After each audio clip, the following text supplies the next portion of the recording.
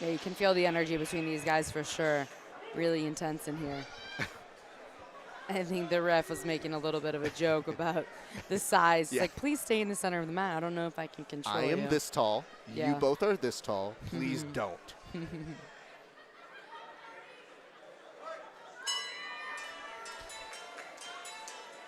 So you said Marty in the rash guard. He has an MMA fight coming up, so that's why he wanted to, prepare. Well, that's Jared, so that's without the rash guard. Oh, sorry. No, not a problem. Ooh! And a nice takedown here by Marty Gonzalez. What a double.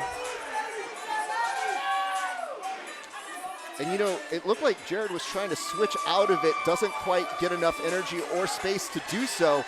And I'm seeing more and more people in the crowd take out their cameras to get a recording of this one. So eyes definitely on this match. And returning back now, if you're looking at this, the legs bunched up. Marty getting a little bit of a post to the top of the forehead.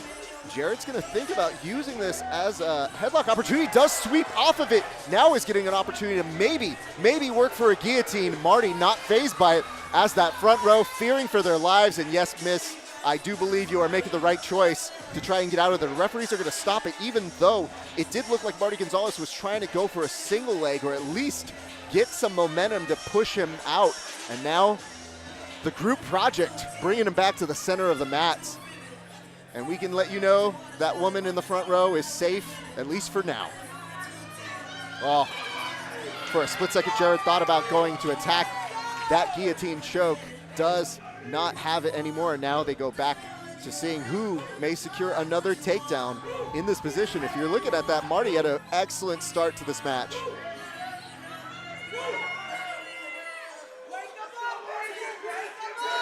Yeah, we're watching a little bit of the hand fight here. We're seeing Marty does a really great job at regaining inside position after it's been lost. So he's always fighting his hand into the inside of the elbow, and then he finds the leg, and a little bit of an Uchimata attempt there from Jared as well. Comes up with the underhook. Almost looked like there would be a mirror lock attempt there from Marty, but not quite tight enough. Sometimes you got to throw up what you can. Even if it doesn't take them down, it does take away a little bit of their energy. Wow. Now a nice little trip here by Jared. Vanderaa, they're going to reset them back in the middle of the mats. The momentum shifting, not sure just yet, but Marty kind of looking not a little dejected, but just a little bit like, man, I'm on bottom. I got to accept this right now. Yeah, it's funny. Both these guys have a lot of people in the crowd. You can hear the energy is pretty nuts. But it's interesting. We haven't seen a lot of close guard tonight, and it's something that, because there's such a submission-heavy, electric, exciting, takedown-oriented game that we typically see as Subversiv, we don't always find ourselves here. But this is a position that Marty's looking very strong and comfortable with. He's tried to bring the arms up to the shoulder and really isolate them, potentially maybe climbing his guard higher, but now looking to wrestle up. In the process, though, he's exposing his head, and he's getting knocked back down with that guillotine, but Jared's grip comes loose. Marty is here on top. He's got to be careful with that left arm. And you were so right to point that out, because sometimes you use that as an opportunity to set up very funky guards, very 10th Planet-esque guards, and sometimes, even just sometimes using that as an extra opportunity to sweep that did not necessarily happen there, but you do see that sometimes under duress, you're really looking for any little inch that'll help you move another fellow big boy just away, because it is difficult to get a sweep sometimes in this position. A little bit of a standstill. Jared maybe looking to posture and get back up himself, but Marty just welcoming it because it invites a scramble, trips up just ever so slightly. They go back to the center of the mats. And I realize now we may need to have a code word in case they come near us, Kendall, so I think the code word is going to be leave in case they come for the commentary desk. You can feel the energy slowing down a little bit with these guys, but there's still a lot of aggression coming forward. It's just the movement has slowed down just a little bit. But again, I was mentioning earlier that Marty has the great job of continuing to find inside position. And it's not like they're really trading inside position back and forth now. And I think that really shows the fatigue on the match. Instead of one person insisting, they're trading back and forth, and it doesn't really allow a whole lot to get moving as far as major moves and takedowns. But as I say that, Marty in on a single and then countered by that nice guillotine forces him to retreat. That's one of the things about the guillotine is, of course, it can threaten the neck, but it can also just lead you to drop the shot that you've got and then kind of reset, so it could be enough of a threat to stop their offense.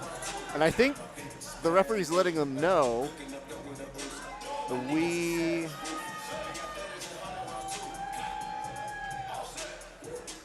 may be telling them that we're enforcing a bit of a get-down rule here, perhaps because there was not enough action on the feet. Could have been a stalling call that was happening there. So, you know, referees trying to give them some opportunities. If this was combat jiu-jitsu, it would be a little bit more of an intense position to be in with that top and bottom. Guard here. Triangle attempt there from Jared. Oh, and just the slip of positionings back and forth. Look at Jared's mobility, though, able to just turn back and face Marty. Yeah. And really now, you know, you can see him setting up a Darce. He has his right arm underneath the armpit and reaching to the back of the arm. Sorry, the back of the head.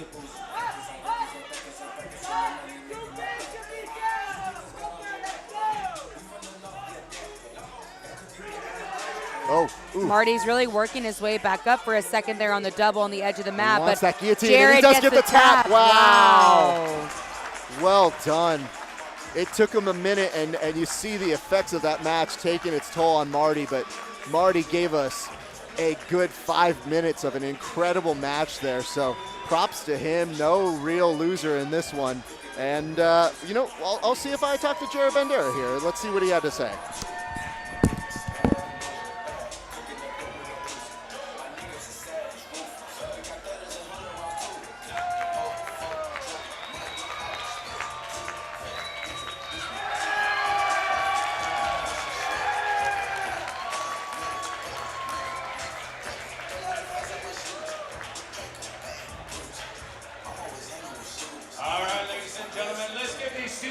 One more round of applause.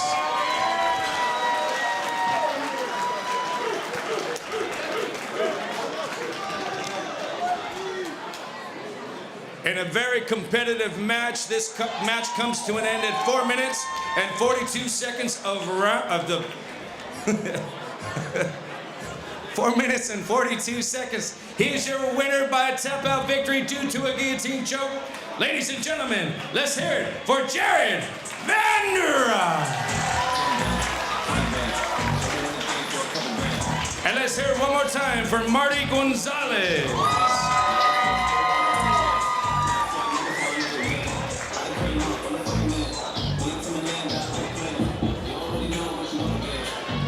All right, ladies and gentlemen, if I can bring our winner of our match, Jared Vanderaa, on over. Come on this way, sir.